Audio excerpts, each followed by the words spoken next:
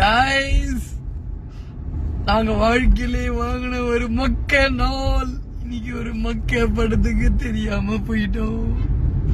Khalifa அப்படின்னு ஒரு தமிழ் படம் நினைச்சு உள்ள படம் மலையாள படமா இருந்துச்சு. சரி, ரிவ்யூஸ் எப்படின்னு பாத்துருவோமா? ஒரு 10 வாக்கு இப்படி ரைட் லெப்ட் மேல கீழே ஒரு 10 பிஜிஎம் அப்படியே மாறி படத்துல வர மாதிரி 10 பிஜிஎம் போட்டு ரொப்பிடா படத்துல கலீஃபா ரிவ்யூஸ் பாத்துலாமா? தமிழ் படம் நினைச்சு ஒரு மலையாள படத்துக்கு கூட்டிட்டு போயிட்டு அவருக்கும் மலையாளமும் தெரியவும் தெரியாது, புரியவும் புரியாது.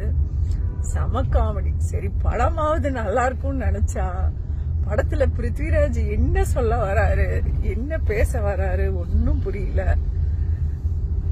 என்னமோ போங்க, ஏதோ ஒண்ணு பாத்துட்டு வந்துட்டோம். வேக வேகமா தியேட்டருக்கு வந்து ஆடி போறா ஆடிக்கிட்டே ஓடி போய் உள்ள என்றானா பக்ஷே அப்படின்னாங்க. டே, இது பெகரிலைக்கு கேள்விப்பட்ட வார்த்தையா இருக்குது அப்படின்னு பார்த்தேன். பக்ஷன்னு பையன் அப்படியே பக்சர் ஆயிட்டு. அப்பதான் தெரியுது அது மலையாள படத்துல அங்க தமிழ் டப்பிங் இல்ல அப்படின்ட்டு. சரி, வந்துட்டோன்னு உள்ள போய் மஞ்சுமெல் பாய்ஸ் மாதிரி ஏதாவது ஒரு வித்தியாசமா இருக்கும்னு ஒரு ஆசையோட உக்காந்தா கலிஃபான் வச்ச பேருக்கும் படத்துக்கு எந்த சம்மந்தம் இல்லைங்க. ஸ்மக்லிங் சொல்லிட்டு ஒரு காமெடி பண்றாங்க பாரு படத்தை ஃபுல்ல.